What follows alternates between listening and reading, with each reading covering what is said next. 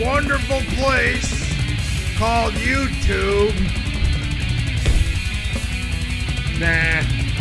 Radio Free Innsmouth episode 407, talking about a band, Septic Grave, who may in fact be the greatest band you've never heard of. And I can almost guarantee you've never heard of them, because I never see these guys get mentioned. And I only found out about them via happenstance about 17 years ago in a 4chan thread during the I'm a fire in my laser era of that website, aka back when the internet was actually really good. And that went for the music forum on that website as well, because this is before all the Animal Collective, Neutral Milk Hotel, hipster weirdos showed up and ruined everything. And instead, most of the people posting on Mew were either real wackos into krautrock, hardcore Japanophiles that were big into the visual K, so you know I got along with those folks, or actual honest-to-goodness metalheads. Big bands worshipped over there at the time include Infestor, aka Radio Free Innsmouth episode 112, Infest Dead, aka Radio Free Innsmouth episode 119, and Ceremonium, aka Radio Free Innsmouth episode 349. And it was in one of these death metal threads that I did espy an interesting looking black and white album cover with a bunch of occult symbology and some kind of goat skull on it that, in addition to have a pretty cool looking death metal logo, was inscribed a message. If there is light, it is because of darkness. If there is wealth, it is because of misery. If you believe in God, then you have to believe in the devil. And I was like, whoa, man, that's some pretty intense philosophizing for a Swedish death metal album cover. What is this,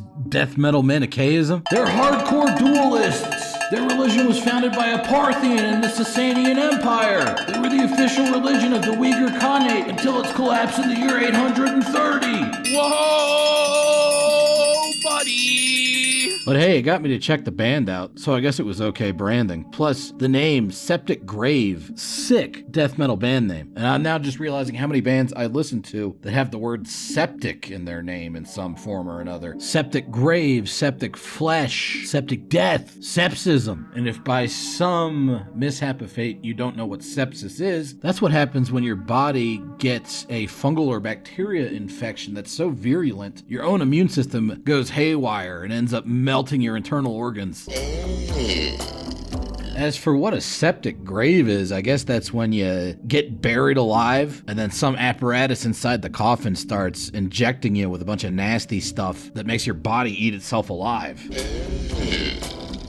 Which makes it sound like this band is going to be super gross and brutal. That's not actually what's going on their Caput Mortuum EP from 1995. But what is going on here is some of the best epic melodic blackened, I don't know what the fuck kind of death metal I've ever fucking heard. It's definitely some mid-90s Swedish style melodic death metal, but it avoids most of the standard tropes of that genre by its much more brutal guitar work and much more adventurous percussion, as you're hearing right now. The drums are provided by the guy who's also the lead guitarist, one Jörgen Bjornström, and from what I can tell, he was kind of the heart and soul of the band, which results in some rather rhythmically unorthodox and atmospherically melodic death metal that doesn't really sound like any other band.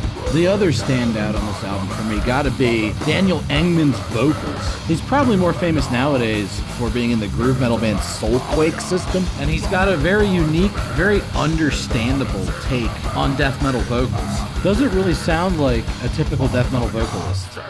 Which works great for this band because, as I said before, they don't really sound like a typical death metal band. Something about the way the drums and the guitars tie together. It's like a three-way split between the weirdest of Nick Anderson, the epic rolling feel of Capricornus from classic Graveland, and the almost jazzy sort of syncopatedness of somebody like Bill Ward in Old School Sabbath. The band's big on transitioning between those kind of rolling fast parts like you heard earlier and the more intense grooves like you're hearing right now, where the drums really dig into the spaces between notes on the guitar riffs in a subtle fashion that really leads to them standing out amongst all the other Swedish death metal bands at the time. And they cap all of that off with riffs like this one, which also open the song, where they take on this super atmospheric, almost black metal, sort of monumental melodicism that results in some very catchy, memorable songs. And you'd think this band would have been huge due to all that, but here's where we get to the twin tragedies of the septic death story. One, all their shit is very much on the Come back when you're a little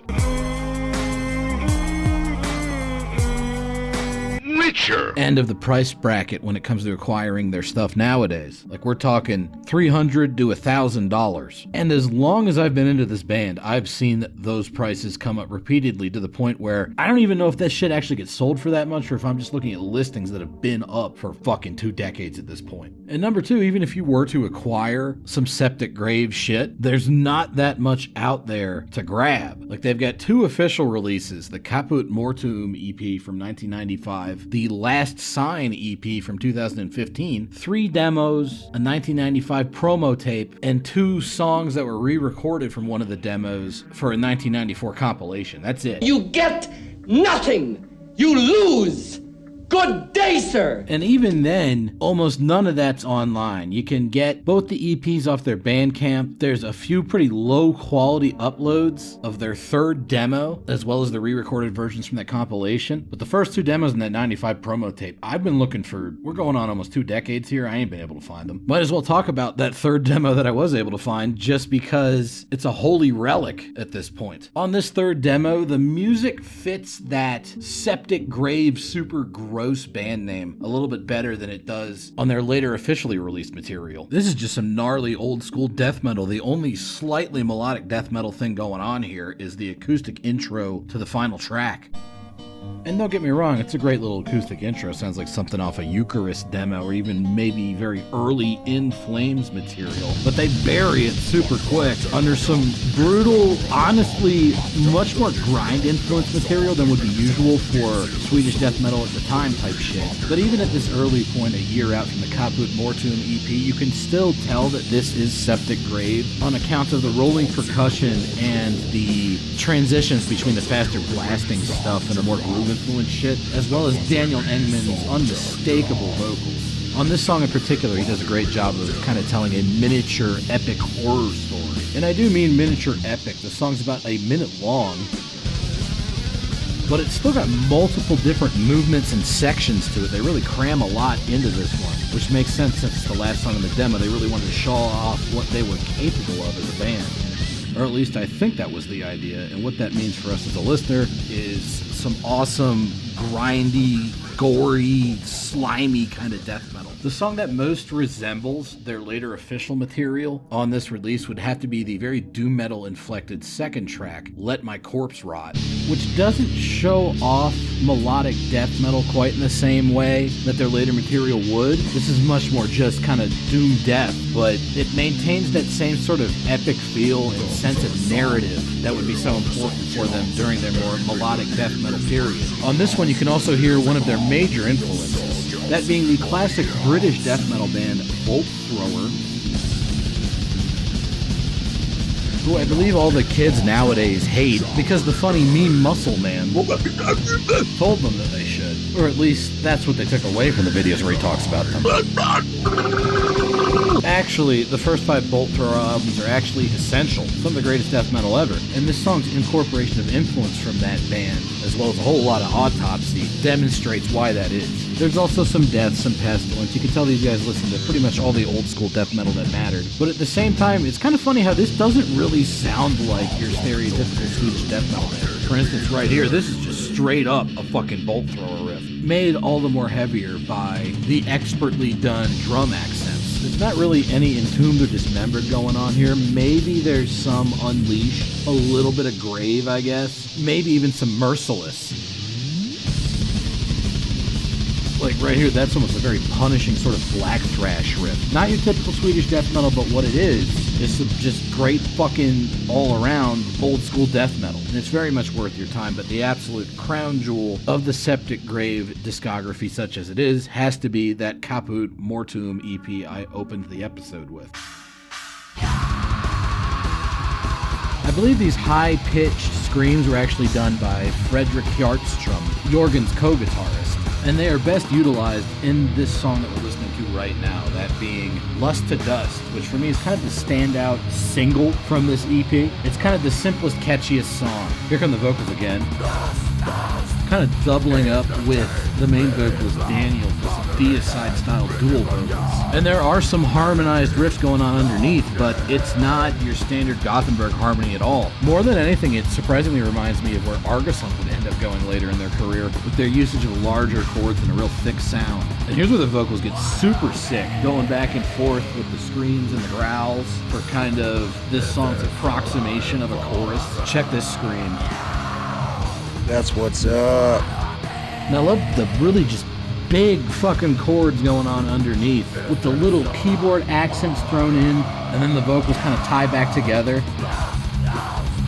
And something about that whole weird 6/8 waltzy kind of rolling thing the drums are doing really makes this song stick out in my mind. And while I would say this is kind of the most standout song, the whole EP is bangers, all 4 songs. No bullshit. Perhaps the most punishing track on this album is the second one, Blood Red Yashmak, which contrasts that grinding sort of intro with some fast tremolo-picked melodic death metal, then wraps up with more of a groove bit for the counterpoint riff that's also very catchy, despite being much heavier than your average melodic death metal riff, both from this time period and from today. Then we get a sort of spooky, suspenseful interlude that gives Robert Lindmark a chance to really show off his bass guitar skills before a doomy riff kicks us back into death metal land.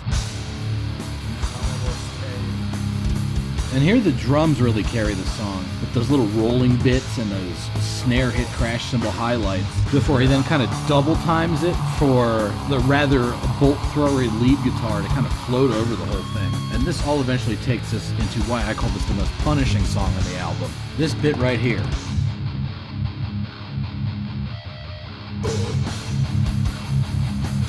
Like, bro, where the fuck did this part come from? This sounds like something you'd hear on a leveled album, dude. That shit is crushing. Then they bring back that tremolo pick style from earlier, but now they're just doing it way more fast and brutal to where it almost kind of becomes a black metal riff in a way. Then you got the final track of the album, the epic Monarch of Curse, which brings in some more atmospheric, ethereal kind of elements.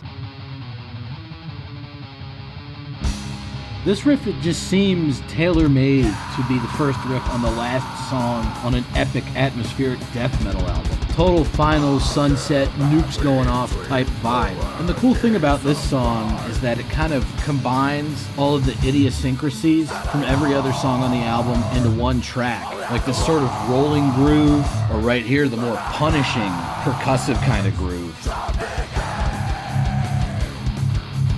This one almost feels like a third album Unleashed sort of riff, probably the most Swedish death metal sounding riff of the album. And it'll take us into some more tremolo pick, kind of epic black metal-y almost sort of stuff, but even then there's these percussive snare accents, like right here. Then there's a very intimidating, threatening sounding sort of riff, shark circling before the kill, with some really cool vocals from old Daniel Engman. From there, we fade into the most notable utilization of acoustic guitars and keyboards over the course of the entire EP.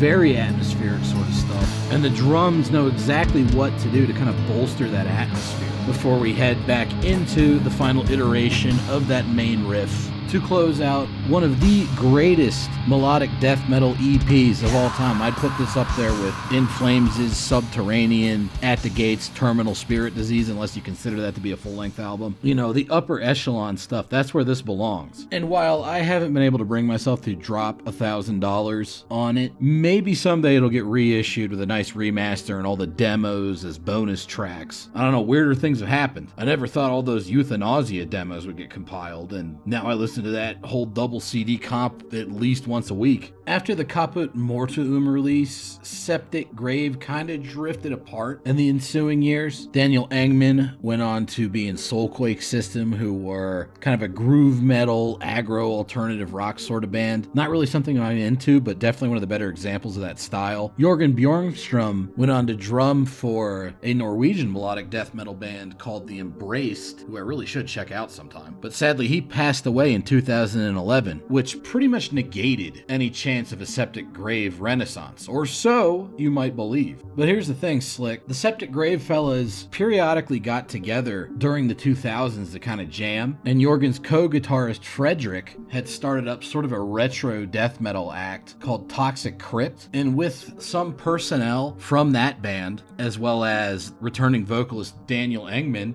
they ended up putting out a new EP in 2015. It's entitled Last Sign, and it's got some of the worst post-Niklas Sundin abstract collage CGI cover art that I've ever fucking seen. Man, this thing's ugly. Whoa, buddy! But surprisingly, the music itself avoids all of the pitfalls usually associated with a Swedish death metal reunion, which most of the time ends up either sounding like boring death metal mixed with metalcore, or in a maybe less harsh on the ears but more crushing to the soul kind of way. I'm thinking of stuff like Unanimated or Eucharist, where when they come back, it's almost like they're embarrassed of the fact that they played melodic death metal back in the day, and so now they gotta act tough and play what basically just sounds like generic fucking black metal. Oh, my favorite! Septic Grave didn't do that, man. They kept it real, and I, for one, am thankful that we've got at least 4 more tracks from this highly underrated band. This new Septic Grave is notably a little bit more Swedish sounding, but it's a good kind of Swedish.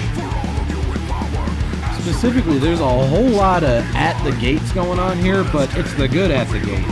We're talking straight off of terminal spirit disease type shit. But that's all mixed with all the things that made Septic Grave unique back in the day. And Daniel Engman's vocals haven't aged a day. He still sounds absolutely fucking savage, while still being very clear and understandable on the mic. Maybe that's the groove metal influence coming in, I don't know. But when I say that they've maintained those idiosyncrasies from their old days, I'm talking about change-ups like right here. Like, this is almost a brutal, punishing sort of melodic black metal riff, and it contrasts very nicely with the thrashy sort of mellow death that we've going on in the other riffs in the song. Check out this cool little melodic harmonized variation. Very nice, she's a 10! I can already tell that some people out there are going to say this sounds too much like metalcore. This is because you're dumb. And you only think that sounds like metalcore because all of the Boston metalcore bands of the early 2000s ripped that Swedish sound off. It's like blaming Unga Bunga the caveman who invented the wheel for how ugly the fucking Cybertruck looks, dude. But hey, it's not even all just straight up melodeath on this EP. There's also a lot of just old school death metal in there. Specifically, a noticeable amount of that bolt thrower influence that they had present since their demo days.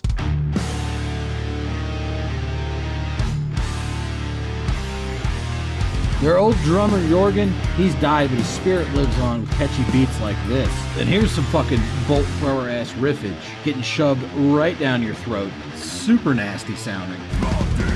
But underneath that modern gloss of digital percussion, this sounds like vintage fucking Septic Grave, which I, for one, am very pleased with. And I also like sections like this one coming up here a whole lot, where they kind of mix these old school death metal riffs with a bit of a Swedish style melodic death metal flourish. I just appreciate these guys actually play retro style melodic death metal. They're not ashamed of having played that style in the past and try to cover it up by sounding too old school death metal or too black metal or anything like that. They just came back and did what they did back in the day, and they do it very well, which is more than you could say for almost any other old school reunion band like this. Also, there's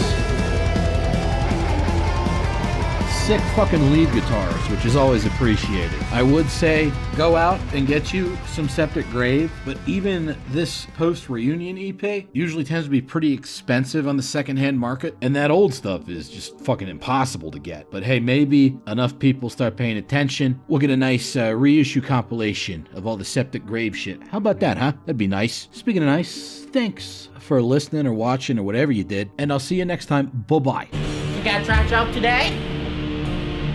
Whoa! Whoa!